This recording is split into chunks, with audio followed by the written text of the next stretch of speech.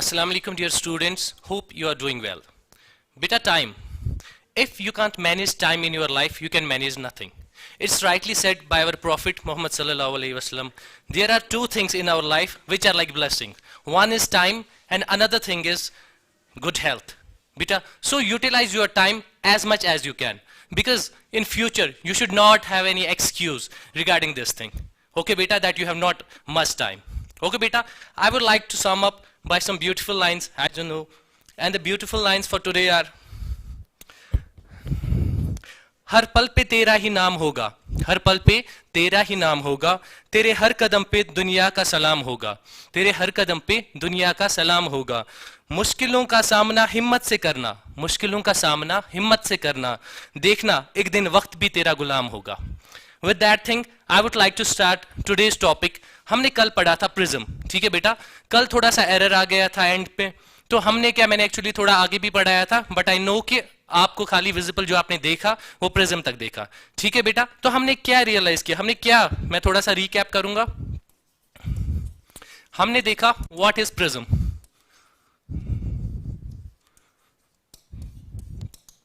ठीक है बेटा. प्रिज्म हमारे पास एक स्ट्रक्चर होता है, एक सबस्टेंस होता है जो बना होता है ग्लास से, ठीक है बेटा, जिसका हम फ्रंट व्यू अगर देखते हैं तो वो कुछ ऐसा होता है, ठीक है बेटा, कुछ ऐसा होता है. और अगर हम 3D में देखें तो, अगर हम 3D में देखते हैं तो ये प्रिज्म कुछ इस तरीके का होता है, ठीक है बेटा. It's something like this.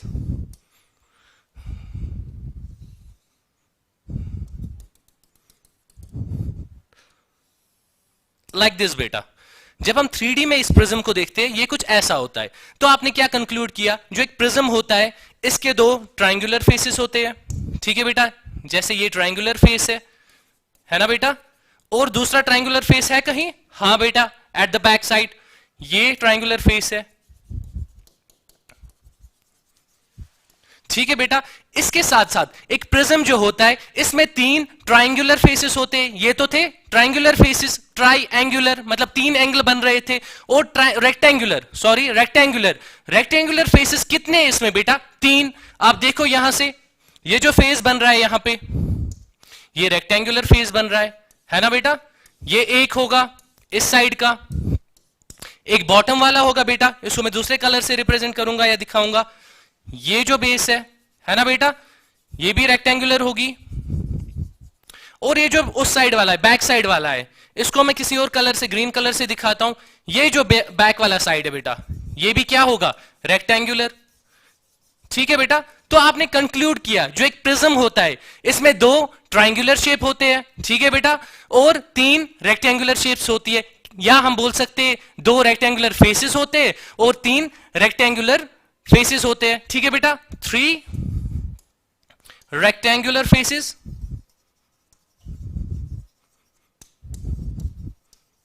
और 2 क्या होती है, ट्रायंगुलर फेसेस,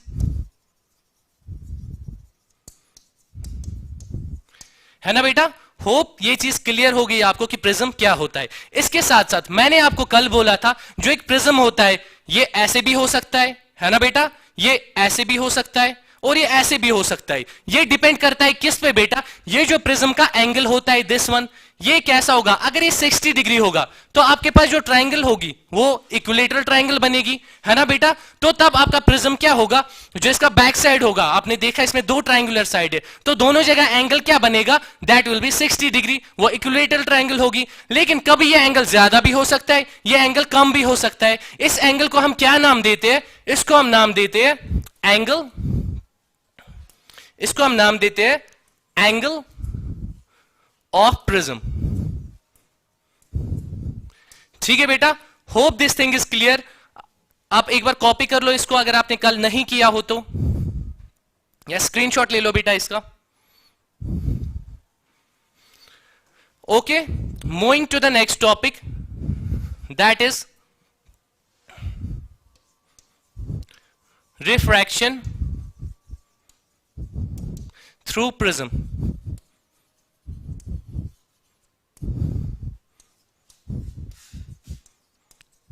ठीक है बेटा, हमने देखा एक प्रिज्म क्या होता है, प्रिज्म कैसा होता है, एंगल ऑफ प्रिज्म क्या होता है। अब हम देखेंगे जो रिफ्रैक्शन होती है वो प्रिज्म में कैसे होती है। ठीक है बेटा, हमने इससे पहले देखा था एक रेक्टेंगुलर स्लैब पे हमने देखा था एक रिफ्रैक्शन कैसी होती है। ठीक है बेटा, हमने क्या किया था, एक रे ऑफ लाइट हमने पास कराई थी एक स्लैब पे, एक ग्लास की जो स्लैब बनी थी जिसको हम रेक्टेंगुलर स्लैब बोलते हैं बेटा, हमने रे ऑफ लाइट पास कराई थी, इंसिडेंट आई थी किसी एंगल पे। तो बेटा उसके बाद क्या हुआ था, हमने एक नॉर्मल ड्रॉ किया, है ना बेटा। जब लाइट एक रेयर मीडियम से डेंसर मीडियम में जा रही है तो लाइट क्या होगी बेटा, बेंड होगी। कहां की तरफ बेंड होगी, टुवर्ड्स नॉर्मल। दैट मींस यहां पे जो रे ऑफ लाइट है वो कुछ ऐसे बेंड होगी, है ना बेटा। इसके बाद लाइट कहां से जा रही है, जब हम इस स्लैब की बात करेंगे, अभी लाइट कहां है, इसके अंदर। That means light is in denser medium. अब इसको डेंसर मीडियम से कहां जाना है, रेयर मीडियम में। तो आपको पता है दो ही कंडीशंस है, या तो रे of light towards normal bend करेगी या तो अवे फ्रॉम नॉर्मल बेंड करेगी। ठीक है बेटा, इस टाइम जो रे ऑफ लाइट है वो डेंसर मीडियम में है तो ये कहां की तरफ बेंड करेगी, इट विल बेंड, यहां इसको जाना था, ये नॉर्मल है, it will bend away from the normal. ठीक है बेटा, हमने ये चीज देखी है ऑलरेडी। ठीक है बेटा, ये जो इमर्जेंट रे, जो निकल रही रे, इसको हम क्या नाम देते हैं, इमर्जेंट रे का। ये रे और इंसिडेंट रे आपस में पैरेलल होती है ना बेटा। एक रे ऑफ लाइट को ऐसे जाना था, है ना, मगर गई कहां, ऐसे। ये जो डिस्प्लेसमेंट हुई यहां से यहां तक, इसको बेटा हम क्या नाम देते हैं, आपको याद है, यू रिमेंबर, उस टाइम पे हमने क्या पढ़ा था, ये जो डिस्प्लेसमेंट हुई इसको हमने लेटरल डिस्प्लेसमेंट का नाम दिया था, है ना बेटा। और जो ये रे है इसको हमने इमर्जेंट रे का नाम दिया था, है ना बेटा।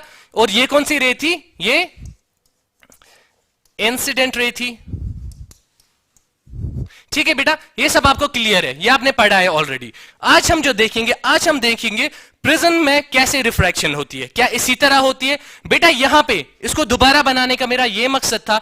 यहां पे जब हमने इंसिडेंट कराई एक रे ऑफ लाइट, यहां पे जो दोनों सरफेसेस थी, ये सरफेस और ये सरफेस, ये ऑलरेडी आपस में पैरेलल है ना बेटा, ये ऑलरेडी पैरेलल थी आपस में। लेकिन जब हम एक प्रिज्म की बात करते हैं, मैंने आपको कल बोला था, प्रिज्म में जो सरफेसेस होती है, जो फेसेस होते हैं, वो एक दूसरे पे इंक्लाइंड होते हैं, ऐसे पैरेलल नहीं होते, ये इंक्लाइंड होते हैं बेटा, है ना, ऐसे होते हैं एक दूसरे पे। जब हम एक प्रिज्म बनाते हैं, एक प्रिज्म दिखाते हैं, ये फेस और ये फेस, ये आपस में क्या है बेटा, ये इंक्लाइंड है ना बेटा। तो यहां पे रिफ्रैक्शन कैसी होगी, हमने अभी तक ग्लास स्लैब की रिफ्रैक्शन देखी थी, लेकिन वहां पे दोनों फेसेस पैरेलल थे। जैसे ये फेस और ये फेस, ये आपस में क्या है बेटा, पैरेलल है। और अब प्रिज्म के केस में पैरेलल नहीं है। दैट्स व्हाई बेटा we have to study refraction through prism separately. ठीक है बेटा, तो हम देखेंगे प्रिज्म में रिफ्रैक्शन कैसे होती है।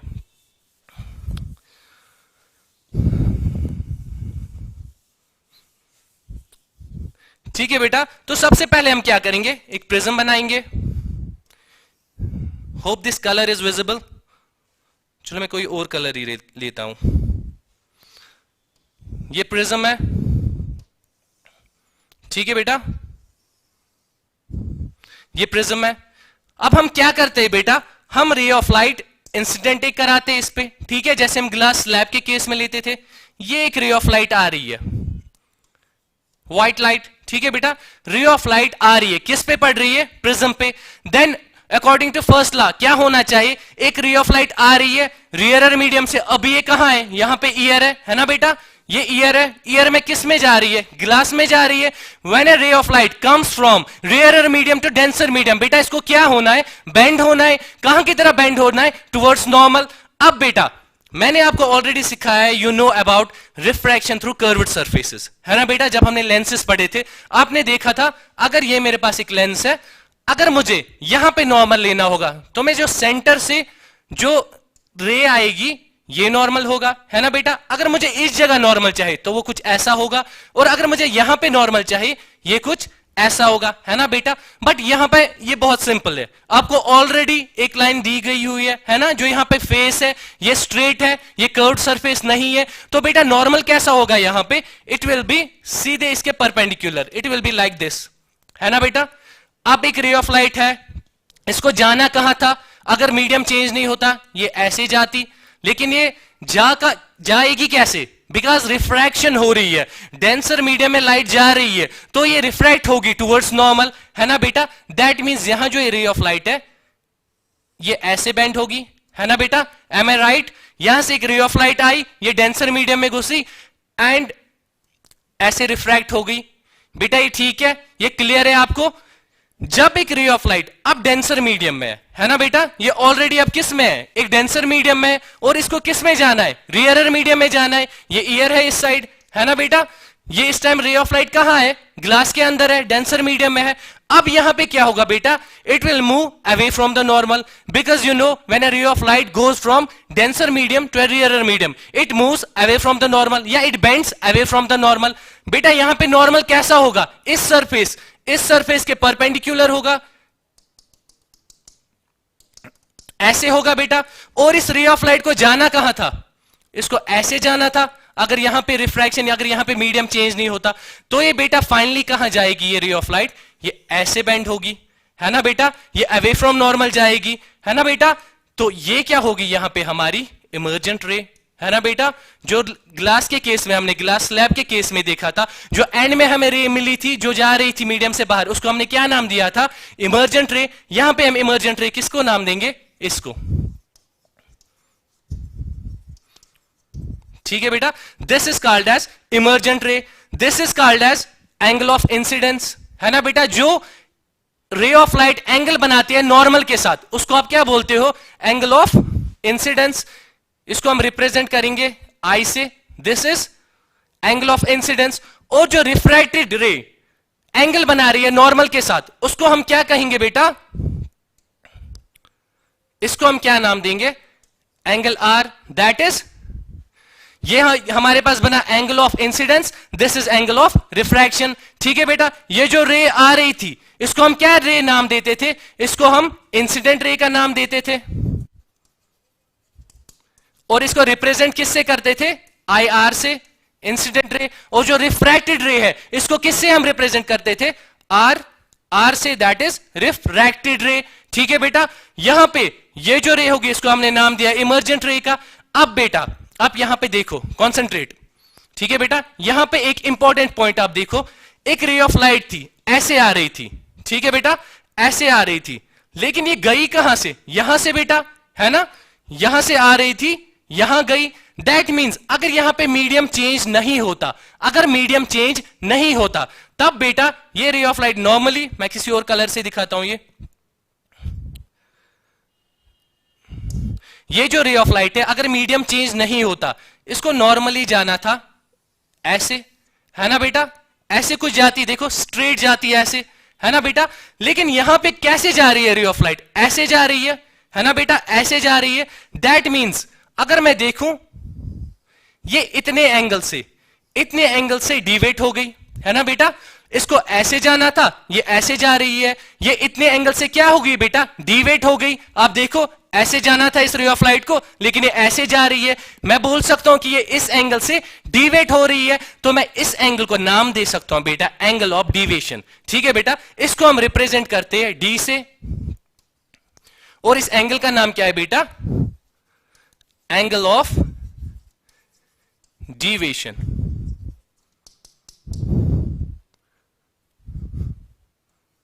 ठीक है बेटा।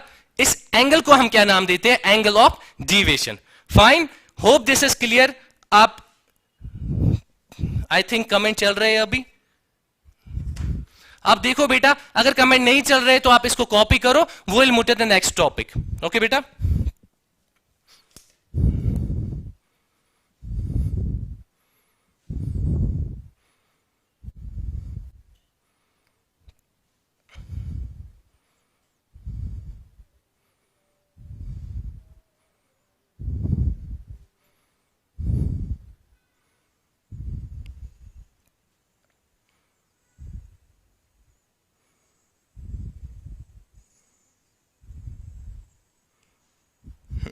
कमेंट नहीं चल रहे। ओके बेटा, होप आपने कॉपी किया। Moving to the next topic, that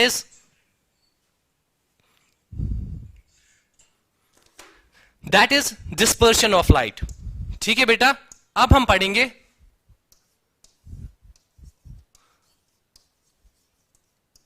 dispersion of light. ये किसने डिस्कवर किया था, ये न्यूटन ने डिस्कवर किया था इन 1665। न्यूटन साहब ने क्या देखा? उसने देखा जब एक व्हाइट लाइट को हम पास कराते प्रिज्म के थ्रू, ठीक है बेटा, जब एक व्हाइट लाइट को हम पास कराते प्रिज्म के थ्रू, तो बेटा उसने देखा ये व्हाइट लाइट है, ठीक है, ये प्रिज्म के थ्रू पास कराई हमने, तो उसने देखा कि इसके अंदर क्या होता है। ये व्हाइट लाइट जो है, आपको ऑलरेडी पता है जो व्हाइट लाइट है वो किससे बनी होती है? It's made up of 7 colours that we called as VIBGYOR, VIBGYOR।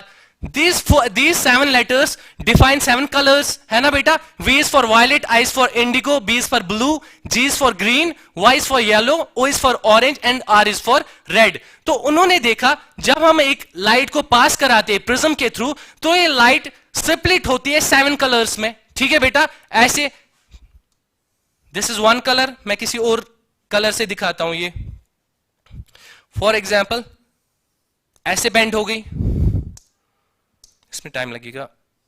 ऐसे दूसरी लाइट बेंड हो गई, ऐसे बेंड हो गई,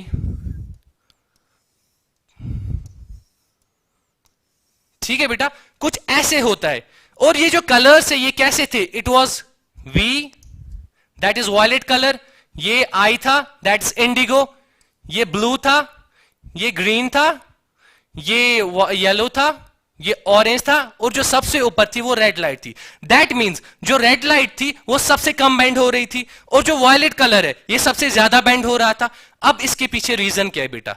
मैं आपको रीजन बताता हूं, पहले हम देखते थे इसके बाद क्या होगा, ठीक है बेटा? जब एक रे ऑफ लाइट आई, ये स्प्लिट हो गई 7 कलर्स में, ठीक है बेटा? इसके बाद होना क्या है? देखो, रे ऑफ लाइट तो बेंड हो गई। जब एक मीडियम से दूसरे मीडियम में लाइट पास होती है तो क्या होता है? रिफ्रैक्शन होती है। अगर रियर से डेंसर मीडियम में जा रही है तो बेंड हो रही है टुवर्ड्स नॉर्मल। देखो यहां पे सब रे ऑफ लाइट बेंड हो रही है टुवर्ड्स नॉर्मल, लेकिन अलग अलग पहले रेड अलग हो रही है, और जो ऑरेंज है वो अलग हो रही है, वॉयलेट अलग। बेटा मैं अभी जानबूझ के नाम वेवलेंथ का नहीं ले रहा हूं, एक्चुअली यहां पे क्या होती है, इन सब कलर्स की वेवलेंथ डिफरेंट है, ठीक है बेटा? तो जो जिसकी कम वेवलेंथ है वो सबसे ज्यादा बेंड हो रही है, और जिसकी वेवलेंथ सबसे ज्यादा है वो कम बेंड हो रही है, ठीक है? अभी आप भूल जाओ इस बात को, अभी इस बात पे फोकस मत करो आप। बेटा जब एक व्हाइट लाइट आई ये बेंड हो गई, ठीक है बेटा? इसके बाद लेकिन ये बेंड कैसे हो गई? इसने एक पैटर्न फॉलो किया। इसने जो वायलेट थी वो सबसे ज्यादा बेंड हो गई, जो रेड थी वो सबसे कम बेंड हो गई, ठीक है बेटा? इसके बाद क्या होना है? अभी डेंसर मीडियम से रियर मीडियम में जाना है। जब एक लाइट डेंसर मीडियम से रियर मीडियम में जा रही है तो ये क्या करती है? It moves away from normal, है ना बेटा? ऐसे जाना था, ये नॉर्मल है, कुछ ऐसे बेंड होगी ये रेड लाइट, कुछ ऐसे बेंड होगी, ठीक है बेटा? ये जो लाइट है ये कुछ ऐसे बेंड होगी, ये ऐसे कुछ बेंड होगी, ये कुछ ऐसे होगी, ये ऐसे बेंड होगी, ये ऐसे बेंड होगी, और ये ऐसे बेंड होगी। बेटा देखो क्या हो गया, जब स्क्रीन हमने पुट की ना यहां पे, जब हमने स्क्रीन एक रखी, एक व्हाइट स्क्रीन रखी हमने, जैसे हमने प्रैक्टिकल किया था क्लास में, ठीक है बेटा? वहां पे हमने जब हम मिरर, कनकेव मिरर देख रहे थे तो हमने देखी थी रियल इमेज क्या होती है, हमने स्क्रीन पे ऑब्टेन की थी वो, है ना बेटा? तो यहां पे जब हमने स्क्रीन रखी तो डिफरेंट कलर्स यहां पे स्क्रीन पे बनने को आए, ठीक है बेटा? सबसे ऊपर कौन सा कलर बना? रेड। उसके नीचे कौन सा? उसके नीचे कौन सा? लास्ट में वॉयलेट कलर बना, ठीक है बेटा? सबसे लास्ट में वॉयलेट बना, फिर आई बना, फिर बी बना, फिर जी बना, फिर वाई, फिर ओ, फिर आर, ठीक है बेटा? ये पैटर्न वहां पे मिला। इस पैटर्न को बेटा हम नाम देते हैं स्पेक्ट्रम का, ठीक है बेटा? What is spectrum? जब हमें लाइट मिलती है 7 रंगों में, किसी स्क्रीन पे हमें लाइट मिलती है 7 रंगों में, जब हम प्रिज्म से पास कराते हैं उसको हम स्पेक्ट्रम बोलते हैं बेटा। स्पेक्ट्रम क्या है? सिंपल वर्ड्स में अगर मैं बोलूं आपको, जो हमें ये 7 कलर स्क्रीन पे मिले इसको हम स्पेक्ट्रम बोलते हैं, ठीक है बेटा? ये विजिबल है, ये हमारी आंखों से दिखते हैं, वी कैन डिफरेंशिएट कौन सा कलर कौन सा है, ठीक है बेटा? तो हम स्पेक्ट्रम किसको बोलेंगे? ये चीज आपको समझ आई? जो हमें, जब हमने व्हाइट लाइट पास कराई एक प्रिज्म के थ्रू तो वो क्या हो गई? वो डिस्पर्स हो गई इनटू 7 कलर्स बेटा। कौन कौन से कलर्स में? Violet, indigo, blue, green, yellow, orange and red. इसमें वो स्प्लिट हो गई, फिर हमें वो स्क्रीन पे मिली वैसी, ठीक है बेटा? जो स्क्रीन पे हमें वो लाइट मिली इसको हमने स्पेक्ट्रम का नाम दिया, ठीक है बेटा? Is it clear? अब हम बात करेंगे बेटा ये क्यों ज्यादा बैंड हो गई, क्यों कम बैंड हो गई। जो हमारी व्हाइट लाइट है ये क्यों डिस्पर्स हो गई, ठीक है बेटा, जिसको हमने नाम दिया डिस्पर्शन का, ऐसा क्यों हुआ। अब इसको कॉपी करो, we will move to the wavelength part, ठीक है बेटा, डिस्पर्शन पार्ट।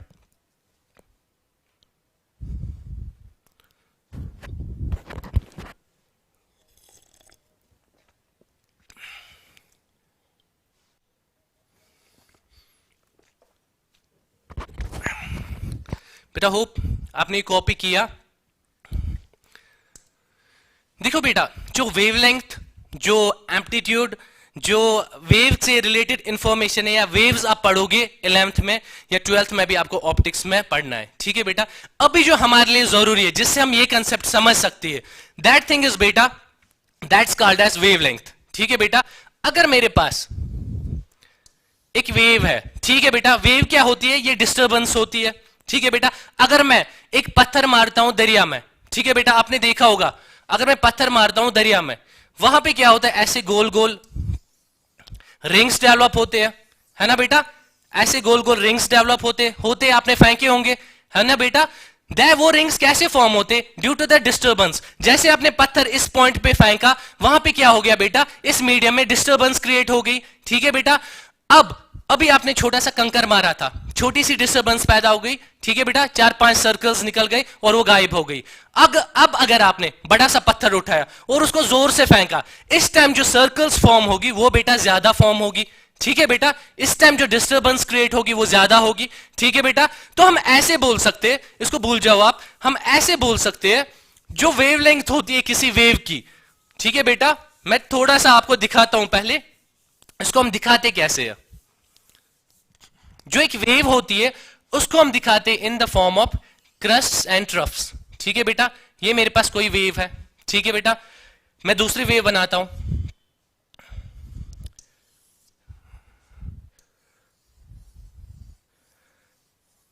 ठीक है बेटा। ये जो हाईएस्ट पॉइंट होते हैं ना बेटा यहां पे, इसको हम बोलते हैं क्रस्ट, और जो लोअर पॉइंट यहां पे होता है ना बेटा, इसको हम बोलते हैं ट्रफ, ठीक है बेटा। जो डिस्टेंस होती है बिटवीन टू क्रेस्ट्स या बिटवीन टू ट्रफ्स, उसको हम वेवलेंथ बोलते हैं। दैट मींस बेटा यहां पे ये देखो क्रस्ट यहां पे है और यहां पे है, यहां से यहां तक जो डिस्टेंस होगी इससे हम क्या बोलेंगे बेटा, इसको हम वेवलेंथ बोलेंगे, ठीक है बेटा। और इस वाले केस में what is wavelength, is the distance between two crests या डिस्टेंस बिटवीन टू ट्रफ्स। ये हमेशा सेम ही आएगी बेटा, ये हमेशा सेम। आप कंफ्यूज मत हो जाओ भी, मुझे पता है ये आपके सर्कल से थोड़ा सा ऊपर से जाएगा, लेकिन हमें यहां से सिर्फ एक कंसेप्ट चाहिए अभी की बात को समझने के लिए, ठीक है बेटा। अब जो यहां पे दूसरी वेव मैंने बनाई, इसकी ये वेवलेंथ होगी, ठीक है बेटा। वेवलेंथ को हम रिप्रेजेंट करते हैं, हम दिखाते हैं लैम्डा से, ठीक है बेटा, हम लैम्डा से दिखाते हैं। दैट मींस ऐसी वेव जिसकी वेवलेंथ ज्यादा होगी, ठीक है बेटा, जिसकी वेवलेंथ ज्यादा होगी। आप ऐसा समझ सकते हो उसकी एनर्जी ज्यादा है, ठीक है बेटा। जब उसकी एनर्जी ज्यादा है तो वह ज्यादा दूर तक जाएगी, है ना बेटा। जब किसी चीज की एनर्जी ज्यादा होती है तो वह ज्यादा दूर तक जाती है। यहां पे देखो ये जो वेव है इसकी वेवलेंथ कम है as compare to this, that means ये जो वेव है ये थोड़ा कम दूर जाएगी इससे। तो हमने यहां पे कंक्लूजन क्या निकाला बेटा, हमने देखा जिस चीज की वेवलेंथ ज्यादा होगी, जिस वेव की वेवलेंथ ज्यादा होगी वो ज्यादा दूर जाएगी, है ना बेटा, वो ज्यादा दूर जाएगी। और जिस वेव की वेवलेंथ कम होगी वो ज्यादा दूर नहीं जाएगी, वो कम दूर जाएगी, ठीक है बेटा। इससे हम अंदाजा लगा सकते हैं जिसकी वेवलेंथ ज्यादा है इसको बहुत दूर जाना है, दैट मींस इसकी एनर्जी बहुत ज्यादा है, तो ये बैंड कम होगी, ठीक है बेटा। जिसकी वेवलेंथ ज्यादा है वो बैंडिंग क्या होगी, उसकी बैंड कम होगी। और जिसकी वेवलेंथ कम है, ठीक है बेटा, जिसकी वेवलेंथ ऑलरेडी कम है वो बैंड ज्यादा होगी, ठीक है बेटा, वो बैंड ज्यादा होगी। क्लियर है बेटा ये चीज। अब हमने क्या कंक्लूजन इससे निकाला, अभी आपको वेव शेज में जाना नहीं है, आपको सिर्फ यहां से एक कंसेप्ट देखना है। आपको देखना है जो भी वेव है जिसकी एनर्जी ज्यादा है या जिसकी वेवलेंथ ज्यादा है उसकी एनर्जी ज्यादा है, ठीक है बेटा। अगर उसकी एनर्जी ज्यादा है दैट मींस ये बैंड कम होगी। क्यों बेटा, ये इसलिए बैंड होगी, अगर कोई ऑब्स्टेकल इसके रास्ते में आएगा तो ये पार करेगा उसको, क्यों, इसके पास एनर्जी बहुत ज्यादा है, ये एनर्जी अपनी एनर्जी से निकल जाएगा वहां से। लेकिन ऐसी वेव जिसकी एनर्जी कम है, या जिसकी वेवलेंथ कम है, अगर कोई चीज उसको जाने नहीं दे रहा है आगे, तो बेटा वो ये क्या हो जाएगी, ये ज्यादा बेंड हो जाएगी। यही कंसेप्ट हम यूज करेंगे, यही कंसेप्ट हम यूज करेंगे बेटा डिस्पर्जन में।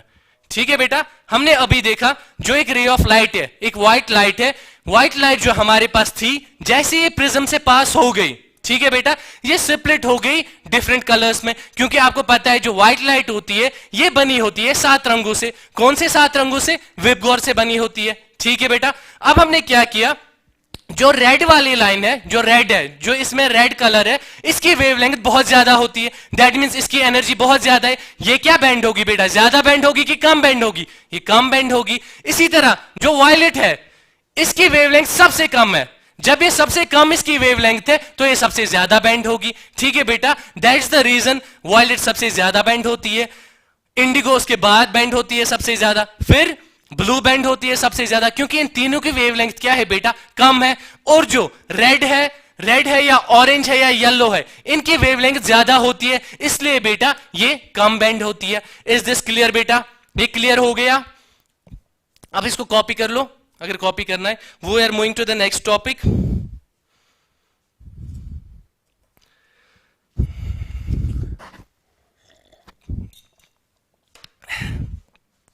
ठीक है बेटा,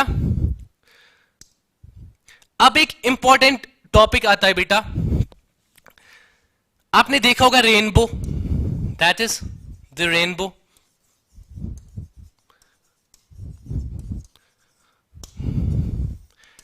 रेनबो कैसे फॉर्म होता है, रेनबो कैसे बनता है? एक्चुअली बेटा जो रेनबो फॉर्म होता है उसमें 2-3 प्रोसेसेस टेक प्लेस करते हैं। जैसे one of the process is dispersion. ठीक है बेटा, जो व्हाइट लाइट है वो स्प्लिट हो जाती है 7 कलर्स में। डिस्पर्जन हम किसको बोलते हैं? जो डिस्पर्शन ऑफ लाइट है, that is breaking of light into 7 colours, 7 different colours, that is called dispersion. पहले तो लाइट ब्रेक होनी चाहिए, तब जाके हमें रेनबो, मतलब रेनबो डिफरेंट कलर्स का बना होता है, तब जाके हमें वो दिखाई देगा डिफरेंट कलर्स में। ठीक है बेटा, दूसरा इसमें से एक कंसेप्ट यूज होता है जिसे हम कहते हैं टोटल इंटरनल रिफ्लेक्शन।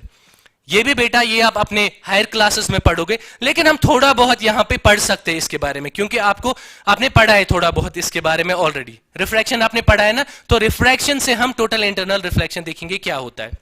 ठीक है बेटा, नाउ कॉन्सेंट्रेट हियर। देखो बेटा, ये मेरे पास ये जो ऊपर मैं मीडियम लेता हूं, ये मैं कोई डेंसर मीडियम लेता हूं बेटा, यहां ध्यान रखना, आराम से समझना। ये डेंसर मीडियम है और नीचे जो है ये रेयरर मीडियम है ना बेटा? ठीक है, यू नो वन थिंग, जब भी एक रे ऑफ लाइट, फॉर एग्जांपल ऐसी एक रे ऑफ लाइट आ रही है, ठीक है, इसको कहां से कहां जाना है बेटा? इसको डेंसर मीडियम से रेयरर मीडियम में जाना है बेटा। यहां ध्यान रखना, इंपॉर्टेंट पॉइंट है, इससे आपको समझ आ जाएगा। ये आगे भी आपको बहुत पढ़ना है ये इसके बारे में, टोटल इंटरनल रिफ्लेक्शन के बारे में। सो बी अटेंटिव। इधर देखो आप, एक रे ऑफ लाइट है, इसको डेंसर मीडियम से रेयरर मीडियम में जाना है। जब एक रे ऑफ लाइट डेंसर मीडियम से रेयरर मीडियम में जाती है तो वो क्या होती है? बेंड होती है टुवर्ड्स नॉर्मल के away from normal, away from normal, you know it very well. तो यहां पे जो रे ऑफ लाइट है, इसको ऐसे जाना था और ये नॉर्मल है। ठीक है बेटा, ना ये ऐसे जाएगा ना ये नॉर्मल के पास जाएगा, ये दूर जाएगा नॉर्मल से। बेटा ऐसे बेंड होगा, है ना बेटा? ऐसे बेंड होगा, इसमें कोई शक नहीं। चलो मैं क्या करता हूं बेटा, ये जो एंगल ऑफ इंसिडेंस यहां पे था, इसको हम एंगल ऑफ इंसिडेंस ही बोलते हैं ना, और इसको क्या बोलते हैं? एंगल ऑफ रिफ्रैक्शन, है ना बेटा? मैं क्या कर रहा हूं, मैं अब एंगल ऑफ इंसिडेंस को इंक्रीज कर रहा हूं, मैं बढ़ा रहा हूं एंगल को। अगर मैंने अभी 30 डिग्री से रे ऑफ लाइट को इस पे डाला था, अब मैं 45 डिग्री से डाल रहा हूं, मैं इंक्रीज कर रहा हूं एंगल ऑफ इंसिडेंस। ठीक है बेटा, अब जब मैंने एंगल ऑफ इंसिडेंस इंक्रीज किया, ठीक है बेटा, अब इसको कहां से कहां जा रही है? डेंसर मीडियम से रेयरर मीडियम में जा रही है। ठीक है बेटा, ऐसे रे ऑफ लाइट को जाना था, ऐसे जाना था, ये नॉर्मल है, ये ना इधर जाएगी ना नॉर्मल की तरफ जाएगी, ये अवे फ्रॉम नॉर्मल जाएगी, कुछ ऐसे जाएगी बेटा, है ना? ऐसे ही जाएगी ना। अब बेटा मैं क्या करता हूं, मैं और इंक्रीज करता हूं, मैं जो एंगल ऑफ इंसिडेंस है मैं इसको और बढ़ाता हूं। ठीक है बेटा, मैं ऐसे लेता हूं। ठीक है बेटा, कहां से? डेंसर से रेयरर जा रही है तो अवे फ्रॉम नॉर्मल जाएगी, ये नॉर्मल है, इसको जाना कैसे था? ऐसे कुछ जाना था, ऐसे जाना था, लेकिन ना ये ऐसे जाएगी ना ऐसे जाएगी, ये अवे फ्रॉम नॉर्मल जाएगी, दैट मीन्स ये कुछ ऐसे जाएगी, है ना बेटा। बेटा आप एक चीज नोटिस कर रहे हो, जितना मैं एंगल ऑफ इंसिडेंस इंक्रीज कर रहा हूं, जितना मैं एंगल ऑफ इंसिडेंस इंक्रीज कर रहा हूं, जो रिफ्रैक्टेड रे है ये इधर की तरफ जा रही है ना बेटा। देखो यहां इधर है, यहां और बेंड होगी, यहां और होगी, दैट मींस यहां कोई ना कोई एंगल ऐसा होगा, जब मैं बढ़ाते बढ़ाते बढ़ाते कोई ना कोई एंगल ऐसा होगा, जब मैं उस एंगल पे इसको इंसिडेंट कराऊंगा, तो यहां जो रे ऑफ लाइट होगी वो बेंड होते होते होते ऐसे बेंड होगी, इस सरफेस पे बेंड होगी, ठीक है बेटा। कोई एंगल ऑफ इंसिडेंस ऐसा होगा जब जो रे ऑफ लाइट है वो रिफ्रैक्ट ऐसे होगी। आप देखो बेटा, यहां पे जब ये रिफ्रैक्ट हो रही है ऐसे हो रही है, फिर जब मैं एंगल बढ़ा रहा हूं तो और इधर की तरफ हॉरिजॉन्टल के साथ इस मीडियम की तरफ, जहां पे सेपरेट हो रहे हैं दो मीडियम्स, ये डेंसर मीडियम है, ये रियरर मीडियम है, ये इस लाइन पे सेपरेट हो रहे हैं ना बेटा। आप देखो ये बेंड हो रहा है, यहां पे इसके करीब आ रहा है ना बेटा, यहां पे भी और करीब आ रहा है। आप देखो ये एंगल जो है ज्यादा है, ये एंगल अब कम है, और ये एंगल तो सबसे कम है, ठीक है बेटा। अब जितना मैं ज्यादा ज्यादा एंगल ले रहा हूं, ये क्या आ रहा है, सरफेस के नजदीक आ रहा है। कोई ना कोई एंगल ऐसा तो होगा जब ये सरफेस पे बराबर होगा, जब मुझे angle of refraction that is normal के साथ जो ये एंगल बनाएगा वो 90 डिग्री मिलेगा, ठीक है बेटा। कोई तो ऐसा एंगल होगा जब मैं उसको इंसिडेंट कराऊंगा उस एंगल से, और मुझे रिफ्रैक्टेड रे क्या मिलेगी, 90 डिग्री पे, है ना बेटा। ऐसे एंगल को हम बोलते हैं क्रिटिकल एंगल, ठीक है बेटा। जहां पे मुझे रिफ्रैक्टेड रे 90 डिग्री मिलेगी, ऐसे एंगल को क्या हम बोलते हैं, क्रिटिकल एंगल। दैट मींस यहां पे जो एंगल आई है ये क्या होगा बेटा, ये क्रिटिकल एंगल होगा, इसको C से हम रिप्रेजेंट करते हैं, ठीक है बेटा। आपको समझ आया क्रिटिकल एंगल क्या होता है। मैं क्या कर रहा हूं, मैं ये एंगल बढ़ा रहा हूं, फॉर एग्जाम्पल ये 30 डिग्री था, मुझे रिफ्रैक्शन हुई यहां पे एंगल, ठीक है, ये बेंड हो गया इस एंगल से। अब मैंने बढ़ा दिया, मैंने 30 से 40 कर दिया, ये ज्यादा दूर गया, ठीक है। या मैं ऐसे बोलूं, इस लाइन के, इस हॉरिजॉन्टल लाइन के ये करीब आ गया, ठीक है बेटा। अब मैंने एंगल 40 से 50 कर दिया, ये ज्यादा करीब आ गया। अब मैंने फॉर एग्जांपल 60 कर दिया, तो ये बिल्कुल सरफेस को छूता हुआ चला गया बेटा। ऐसे एंगल को हम क्या बोलते हैं बेटा, ऐसे इंसिडेंट एंगल को जहां पे हमें रिफ्रैक्टेड रे 90 डिग्री पे मिले, ठीक है बेटा। आप देखो यहां पे ये नॉर्मल है ना बेटा, ये नॉर्मल है, ये इंसिडेंट रे है, हमें कहां जानी चाहिए थी इंसिडेंट रे, यहां जानी चाहिए थी, लेकिन ये अवे फ्रॉम नॉर्मल गई। लेकिन कितनी नॉर्मल से अवे गई कि इसने 90 डिग्री बना दिया। ये देखो बेटा, यहां पे 90 डिग्री बना दिया इसने, किसके साथ, नॉर्मल के साथ। तो हमें रिफ्रैक्टेड एंगल कितना मिला, 90 डिग्री। किस एंगल पे, उसे हम नाम देते हैं क्रिटिकल एंगल का। यहां जो एंगल मैंने यूज किया, जिस एंगल पे मैंने इंसिडेंट करा है रे ऑफ लाइट को, ताकि मुझे रिफ्रैक्टेड रे किस एंगल पे मिले, 90 डिग्री पे, तो यहां पे बेटा इस एंगल का नाम है क्रिटिकल एंगल, ठीक है बेटा। इतना समझ आया आपको। अब बेटा और थोड़ा सा आगे देखते हैं, यही केस मैं क्या कर रहा हूं, मैं एंगल बढ़ा रहा हूं, ये क्लोज जा रहा है, मैंने और बढ़ाया, ये इधर सरफेस पे पहुंचा। इसके बाद अगर मैं क्रिटिकल एंगल से भी ज्यादा एंगल को बढ़ाता हूं, ठीक है बेटा, यहां पे देखो आप, यही केस, ऊपर हमें डेंसर मीडियम ही है और नीचे रियरर मीडियम ही है। अब अगर मैं क्या करता हूं बेटा, ये जो इंसिडेंट रे है मैं इसको क्रिटिकल एंगल से ज्यादा देता हूं एंगल। क्रिटिकल एंगल क्या होता है, वो एंगल जहां पे मुझे रिफ्रैक्टेड रे 90 डिग्री पे मिले। ये देखो वो एंगल मुझे कैसे मिलनी चाहिए थी, रिफ्रैक्टेड रे यहां कहीं, लेकिन इस एंगल पे, क्रिटिकल एंगल पे मुझे 90 डिग्री मिली नॉर्मल के साथ, ठीक है बेटा। जब मैं इससे भी ज्यादा एंगल इंक्रीज करता हूं, जब मैं क्रिटिकल एंगल से ज्यादा एंगल इंक्रीज करता हूं बेटा, ये नॉर्मल है, ठीक है बेटा। तो इस टाइम पे क्या होता है, इस टाइम जो रे ऑफ लाइट है वो रिफ्लेक्ट नहीं होती है, वो रिफ्रैक्ट नहीं होती है, वो रिफ्लेक्ट होती है, ठीक है बेटा। अब जिस एंगल पे मैंने इंसिडेंट कराया रे ऑफ लाइट को, वो रिफ्रैक्ट नहीं होगी, वो क्या होगी बेटा, वो रिफ्लेक्ट होगी। यहां पे ऐसे रे ऑफ लाइट आई, ये यहां से चलेगी, ये रिफ्लेक्ट होगी, जो मिरर्स के केस में होता था, ये रिफ्लेक्ट होके चलेगी, ठीक है बेटा। तो इस चीज को जब ऐसा होता है कि हमें जो रे ऑफ लाइट है हमने इंसिडेंट कराई डेंसर मीडियम से रियरर मीडियम में, और जो रे ऑफ लाइट है वो हमें रिफ्लेक्ट हो गई, तो इसको हम बोलते हैं बेटा टोटल इंटरनल रिफ्लेक्शन, ठीक है बेटा। इस प्रोसेस को बोलते हैं टोटल इंटरनल रिफ्लेक्शन।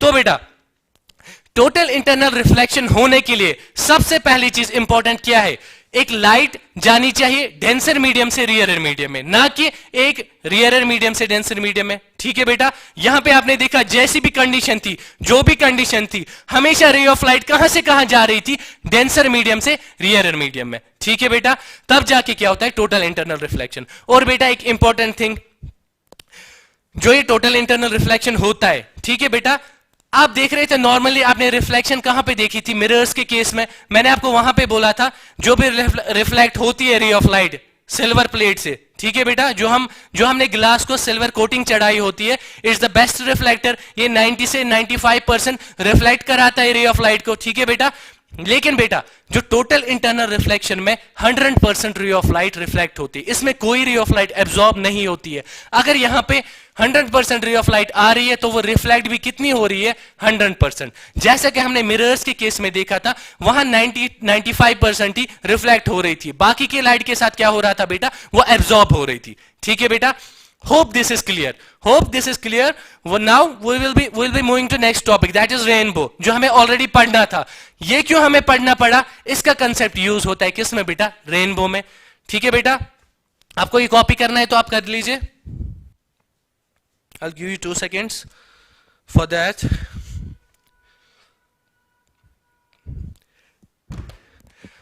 ठीक है बेटा, हम पढ़ रहे थे,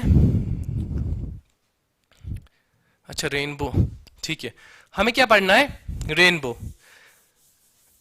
अब रेनबो कैसे फॉर्म होता है बेटा, रेनबो फॉर्म होने के लिए सबसे पहली कंडीशन ये है, एक तो धूप होनी चाहिए, it should be a sunny day. अब जरूरी नहीं है समर्स में, विंटर्स में भी धूप होती है ना बेटा, कभी कभी सन विंटर्स में भी अराइज होता है। और इसमें क्या कंडीशन होती है बेटा, बारिश हुई होती है। ठीक है बेटा, दैट मीन्स सन भी निकला हुआ होता है और बारिश भी हुई होती है उसी टाइम पे। ठीक है बेटा, सबसे पहली कंडीशन क्या है, बारिश भी हुई होती है और सन भी होता है। ठीक है बेटा, अब हम क्या देखो क्या होता क्या है एक्चुअली, जब बारिश होती है तो वाटर ड्रॉपलेट्स आ जाते हैं हवा में, है ना बेटा, डेंसिटी बढ़ जाती है water vapours, sorry water droplets की हवा में। ठीक है बेटा, जब एक वाटर, ये आप समझ लो, ये एक वाटर ड्रॉपलेट है। ठीक है बेटा, ये हमारा सन है। ठीक है बेटा,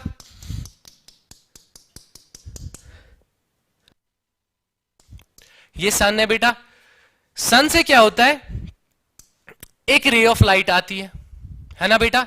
अब आपको पता है जब सन से एक रे ऑफ लाइट आएगी, देखो क्या होता है रेनबो में, सब इसमें 3 प्रोसेस होते हैं। पहले तो डिस्पर्शन होता है। व्हाट इज डिस्पर्शन, लाइट का ब्रेक होना 7 कॉन्स्टिट्यूएंट कलर्स में, उसको हम डिस्पर्शन बोलते, तोड़ना, टूटना। लाइट टूटती है किन, अपने 7 कलर्स में अलग अलग, जिनसे वो बनी हुई होती है। ऐसे आप याद रख सकते हो लेमैन्स लैंग्वेज में। ठीक है बेटा, डिस्पर्शन क्या होता है, जो व्हाइट लाइट ब्रेक होती है इनटू 7 कलर्स। ठीक है बेटा, दूसरा प्रोसेस जो इसमें होता है that is total internal reflection. ठीक है बेटा, जो हमने अभी पढ़ा, पहला प्रोसेस क्या होता है, डिस्पर्शन, दूसरा टोटल इंटरनल रिफ्लेक्शन, और बेटा तीसरा प्रोसेस होता है रिफ्रैक्शन। ठीक है बेटा, तीसरा प्रोसेस होता है रिफ्रैक्शन। जब ये तीनों प्रोसेस होते हैं साइमल्टेनियसली, ठीक है, तब जाके हमें देखने को क्या मिलता है बेटा, रेनबो। ठीक है, एक रे ऑफ लाइट आई, आपको पता है रे of light made up of 7 constituent colours, तो हम 7 नहीं बनाएंगे, हम खाली 2 बनाएंगे। एक जिसकी सबसे ज्यादा वेवलेंथ है, किसकी सबसे ज्यादा है, रेड की, और सबसे कम किसकी है, वॉयलेट की। बाकी के कलर्स इनके बीच में होंगे। ठीक है बेटा, जब एक रियरर मीडियम से डेंसर मीडियम में जा रही है तो ये जो रे ऑफ लाइट है ये सेपरेट होती है। ठीक है बेटा, ये सेपरेट होती है। ठीक है बेटा, ऐसे, और ये वायलेट इंडिगो है मेरे पास, चलो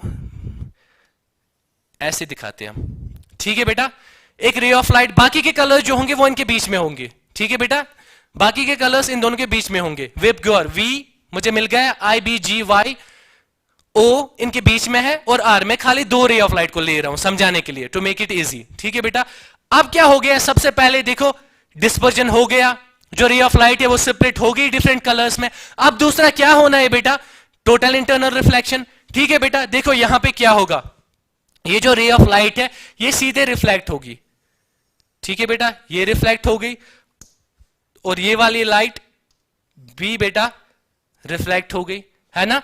टोटल इंटरनल रिफ्लेक्शन में क्या होता है बेटा, मिरर की तरह, जैसे एक रे ऑफ लाइट आई वैसे ही रिफ्लेक्ट हो गई, जैसे वॉयलेट यहां पे आई ये रिफ्लेक्ट हो गई, ठीक है बेटा। यहां कोई बेंडिंग नहीं हुई, यहां कोई रिफ्रैक्शन नहीं हुआ, यहां पे सीधा क्या हो गया, रिफ्लेक्शन हो गया, जिसको हम बोलते हैं, इस प्रोसेस को हम क्या बोलते हैं, जब देखो बेटा यहां डेंसर मीडियम है, टोटल इंटरनल रिफ्लेक्शन के लिए क्या इंपॉर्टेंट है, डेंसर मीडियम से रियरर मीडियम में जानी चाहिए रे ऑफ लाइट। देखो बेटा वो कंडीशन यहां पे फुलफिल हो रही है, ये ऑलरेडी क्या है, ये वाटर ड्रॉपलेट है, ये यहां से रे ऑफ लाइट आ रही है, ये डेंसर मीडियम है, अभी इसको जाना कहां है, रियरर मीडियम में, यहां इस साइड से ईयर है, ठीक है बेटा। डेंसर मीडियम से रियरर मीडियम में जाना चाहती है, लेकिन यहां पे जो एंगल इसको ऐसा मिलता है ये क्रिटिकल एंगल से ज्यादा होता है बेटा। जब क्रिटिकल एंगल से ज्यादा एंगल मिलता है इसको, तब क्या होता है यहां पे बेटा, यहां पे total internal reflection, that means ये सिंपली ये रे ऑफ लाइट वापस रिफ्लेक्ट करती है, ठीक है बेटा। हो गई दो कंडीशन, ये कंडीशन भी हो गई, ये कंडीशन भी हो गई, अब क्या होना बाकी है बेटा,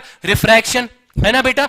अब जो ये रे ऑफ लाइट है इसको रिफ्रैक्ट होना है, इसको नॉर्मली कहां से जाना था, ठीक है बेटा, इसको नॉर्मली कहां से जाना था, ये नॉर्मल है, मैंने आपको सिखाया है, जब गोल, जब सर्कल होगा, जो भी सेंटर से रेडियस आएगा या सेंटर से जो लाइन आएगी वही नॉर्मल होगा, ठीक है बेटा। इसको कहां से नॉर्मली जाना था, यहां से जाना था। नॉर्मल कौन है इस कर्व्ड सरफेस के, ये वाला। यहां पे क्या नॉर्मल होगा इस ब्लू वॉयलेट लाइन के लिए, ये वाला, ठीक है बेटा। ये रे ऑफ लाइट डेंसर मीडियम से रियरर मीडियम में जा रही है, will it move towards the normal और it will move away from the normal. बेटा यहां ये क्या मूव करेगी, अवे फ्रॉम द नॉर्मल। बेटा ये कुछ ऐसे रिफ्लेक्ट होगी, है ना बेटा, ये कुछ ऐसे रिफ्रैक्ट होगी, और जो वॉयलेट लाइन है बेटा ये कुछ, ये देखो नॉर्मल ये है, जाना यहां से चाहती है, लेकिन ये कुछ ऐसे रिफ्रैक्ट होगी, है ना बेटा। ये जो कलर हमें मिल रहा है, हमें ऊपर रेड मिल रहा है और नीचे वॉयलेट मिल रहा है, ठीक है बेटा। बाकी के कलर्स इसके बीच में होंगे, जैसे Indigo, blue, green, yellow, orange इसके बीच में होंगे, ऐसे ऐसे बेटा। और इस तरह से हमें क्या मिलता है, हमें रेनबो मिलता है। Hope you have understood it, आपको ये अच्छे से समझ आया बेटा। इसको कॉपी करो अगर आप कॉपी करना चाहते हो तो।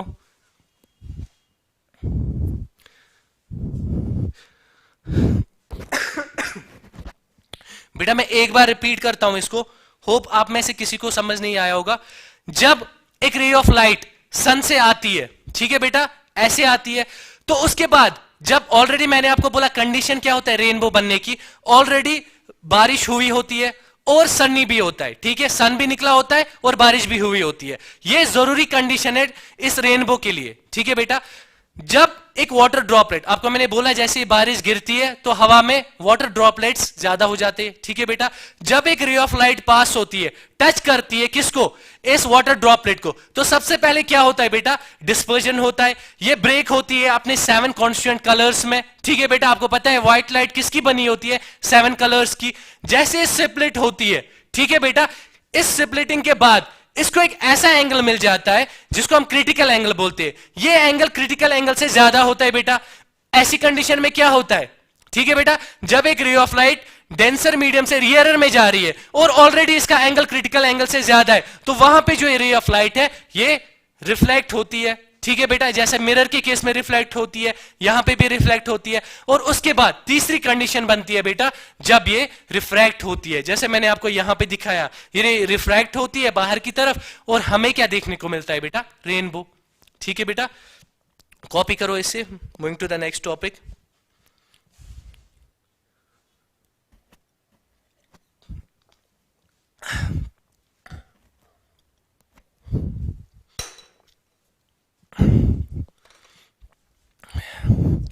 ओके बेटा, नेक्स्ट टॉपिक इज